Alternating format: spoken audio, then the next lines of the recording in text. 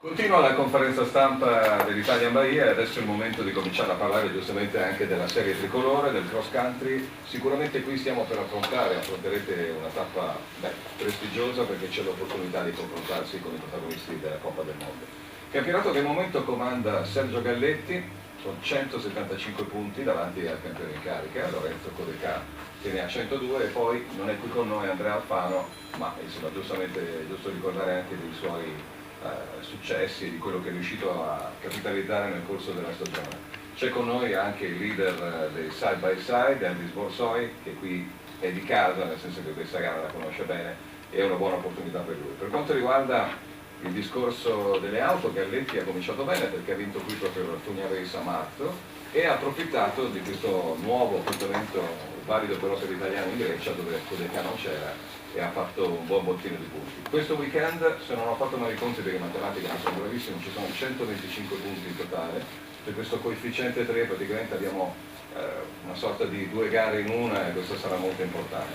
Partiamo da Sergio Galletti con Giulia Maroni al suo fianco, questo Toyota Hilux Overdrive e subito alla grande dicevo per la vittoria qui a marzo, poi la vittoria in Grecia e come dicevo sono due gare in una in cui potessi chiudere addirittura il discorso campionato.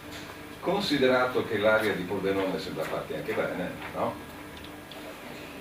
Potrei chiuderlo, ma potrebbe riaprirsi completamente tutto. È una gara dove ci giochiamo veramente il tutto per tutto, i punti sono tanti, è una gara completamente diversa da quella che ho vinto alla Bahia di Primavera, non solo per il chilometraggio ma proprio per la tipologia di fondi che troveremo. Quella è stata una gara molto frenetica, molto veloce, esasperata, realistica. Questa sarà una gara da gestire in altro modo, dove lo stress dell'automobile cercheremo di preservarla, dato che i chilometri sono tanti. È vero che parto avvantaggiato, ma ripeto, Lorenzo può succedere veramente, si può riaprire il campionato e si può ribaltare anche, quindi noi io e Giulia cercheremo di fare una gara conservativa. Adesso Lorenzo farà la sua risata tipica, però mi sforzerò di non esagerare, di non prendere troppi rischi. Poi è chiaro che quando si accende il semaforo verde tutto cambia, però la gara cercheremo di gestirla in maniera sicuramente diversa da quella di marzo. Comunque siamo qui per andare forte, ci sono tante grandi macchine, ci confronteremo con i migliori campioni del mondo, non solo a livello italiano ma proprio a livello mondiale, quindi c'è anche una nuova macchina molto competitiva all'interno del nostro stesso team, sarà una gara divertente anche per gli spettatori, quindi siamo qui tutti per divertirci, dai.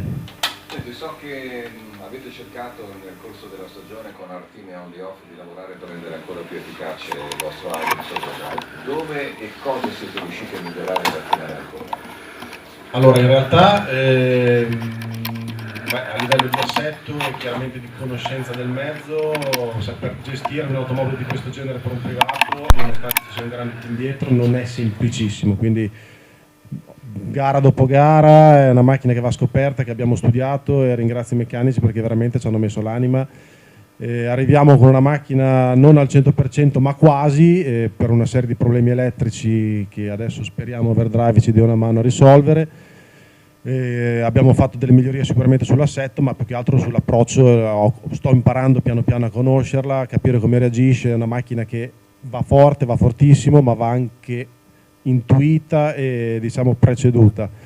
Non andremo al 100% proprio per evitare disastri di qualunque natura. Poi è chiaro che in gara tutto può succedere, noi siamo qui per divertirci con le giuste precauzioni e le giuste vie di mezzo. Quindi insomma dovrai anche tu trovare un po', mi aspettavo per il tuo temperamento, per il tuo modo in cui guidi abitualmente una gara tutta d'attacco, invece dovrai un po' trovare l'equilibrio fra la velocità ma un po' anche la pazienza, e Giulia dovrà tenerti un po' a bada. Io ci proverò, non posso prometterlo, sarà Lorenzone a dover dare tutto il gas di cui è capace, sia a livello meccanico che a livello umano. Noi sappiamo che può andare tanto forte, però io farò quello che è giusto che faccia e lascio la palla chiaramente, anche non corro da solo, quindi ci divertiremo tutti, sarà una gara che solamente sabato sera sapremo come andare. Bene, di buon auspicio soprattutto per i tanti appassionati che aspettano sempre l'Italian Bahia. Lorenzo Codecà con Mauro Toffoli, una coppia inossidabile, questo Suzuki Grand Vitara V6 3006 di M3 Racing, dove avete continuamente sviluppato e fatto sempre un gran lavoro. Mi piace sempre ricordarlo perché insomma magari non tutti sono preparati sull'argomento, lo vedono per la prima volta questa Italian Bahia, ma stiamo parlando di un signore che con Suzuki ha portato a casa 10 titoli, ma sono 11 titoli assoluti e poi coppe di categoria tante, insomma un vero recordman ed è il nostro campione italiano in carica. Questo 2021 c'è questo secondo posto in T1 a San Marino, poi al Baia Vermentino il quarto assoluto e primi in T1, il terzo posto assoluto proprio qua nel round d'apertura, anche se era tutta un'altra gara. Come la giudichi da questa stagione fino a qua? Diciamo bene, non siamo riusciti, avevamo un Sardegna in mano perché avevamo il primo assoluto, poi per una storia di penalità, insomma non stiamo a dirlo, però ci siamo trovati terzi di colpo e quindi li abbiamo perso un po' di punti. Tanti ne ho persi in Grecia perché non ho potuto partecipare. Adesso c'è finalmente l'Italian Bahia, siamo qua pronti, carichissimi, giustamente come diceva Sergio, io partirò sicuramente tutto quello che può la macchina, io metto giù perché non ho niente da perdere. Non è un percorso molto adatto per la mia macchina perché è un po' bassa da terra, quindi non è proprio l'ideale Suzuki. Contiamo nell'affidabilità che per fortuna il marchio Suzuki è sempre stato, difficilmente perlomeno ci si tocca, ma difficilmente si annoia meccaniche. Partirò sicuramente a tutto quello che c'è, indubbiamente.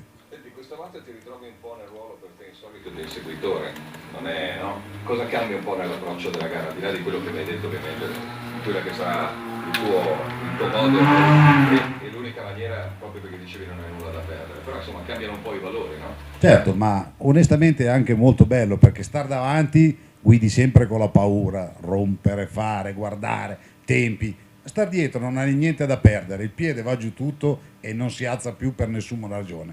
O si ferma la macchina o io non tiro sul piede. Quindi è più bello così. Guarda, questo è quello che piace alle appassionati, che piace anche a me, a chiunque, perché così deve essere lo spirito delle gare.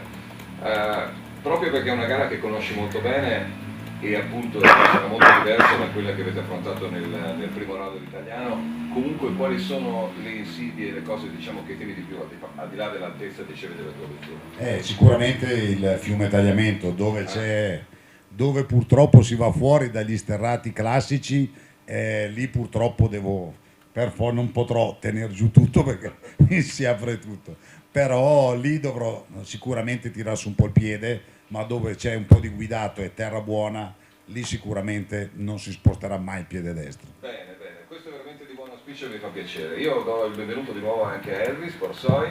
Il side by side è un crescendo continuo anno dopo anno, veramente stanno regalando spettacolo in ogni ambito internazionale italiano. Arriva qua Elvis Borsoi da leader con 218 punti, il secondo posto è per Alessandro Tinaburri che però non è in gara, e poi c'è Valentino Rocco con 132. C'è questo doppio coefficiente che potrebbe rimescolare le carte. Elvis ancora una volta affiancato da Stefano Pelloni, io ho avuto il piacere di seguire anche la loro Dakar, la loro bella avventura, sono stati fantastici con il loro Can-Am Mavericks X3, un secondo posto al Baia Vermentino e poi soprattutto ricordo il ritiro nella gara propria d'apertura, sicuramente avrei voglia di riscatto, no? Ma sì, innanzitutto io mi sto divertendo tantissimo questi mezzi perché veramente è una cosa, è un giocattolo che un bambino si diverte tantissimo. Per me essere passato dall'auto a questi mezzi è una cosa, è un giocattolo nuovo, mi sto divertendo tantissimo e sicuramente adesso continuerò. Non è detto che ritorno in auto, cioè nel senso che sicuramente più avanti ritornerò a correre con le auto, per il momento rimango qui side by side. Questo mezzo mi permette di giocare, non di correre, di giocare e mi diverto tantissimo. E adesso abbiamo un forte vantaggio sul secondo, noi facciamo la nostra gara con calma e vediamo cosa succede sabato sera. Beh, allora, i numeri a livello anche di Dakar e di altre gare importanti fanno capire che comunque questa è una formula vincente, nel senso che c'è, come dicevi tu, il divertimento che è assicurato proprio per le caratteristiche del mezzo e poi anche il budget che consente anche a chi si vuole avvicinare a questo sport di non dover affrontare dei budget faraonici.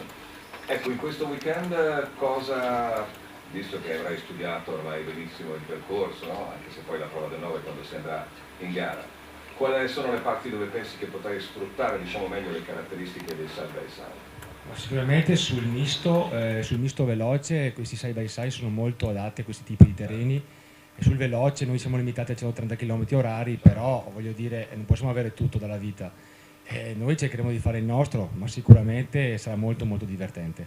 Ecco, rispetto al tuo avversario principale, in questo weekend ci sarà Valentino Rocco che cercherà in qualche maniera di contrastare il discorso del titolo. Proprio tecnicamente quali sono i punti di forza del tuo canale in particolare? Ma sicuramente è un buon l'assetto dice la sua, perché nel misto brutto è impressionante cosa fanno questi mezzi. Sicuramente avendo anche il variatore aiuta molto, poi la turbina aiuta molto. L'unico handicap di questi mezzi a cinghia o variatore è la cinghia, perché quando si surriscalda si può rompere, però come dicevo prima non si può avere tutto. Ho visto questa cosa anche in occasione della Dakar anche quest'anno, in effetti questo è un po' un tallone d'Achille, però insomma come dici tu non si può avere tutto. Di sicuro avremo una bella battaglia perché vi vedo belli carichi, questa è la cosa più importante. Vi ringrazio per questo spazio che ci avete concesso per questa conferenza stampa e insomma oggi si faranno tante chiacchiere, ci saranno cose anche un po' noiose che fanno parte della prima giornata, però da domani a cominciare dalla shutdown ragazzi potete finalmente divertirvi anche voi. Grazie davvero. Grazie a voi.